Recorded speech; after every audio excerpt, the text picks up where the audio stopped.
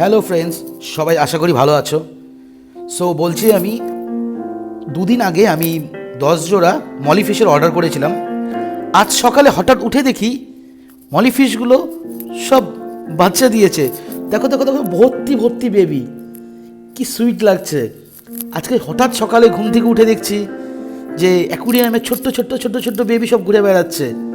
আমার ফার্স্ট ছেলে দেখেছে, তারপর আমি দেখছি ভরে গেছে ভরে গেছে, তাও 50 থেকে 60খানা বেবি আছে।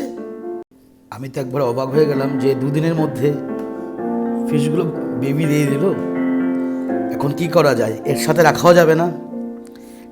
নেক্সট ভিডিওতে দেখাবো আমি আপনাদের যে আমি ফিশগুলোকে কী করেছি, বেবি ফিশগুলোকে।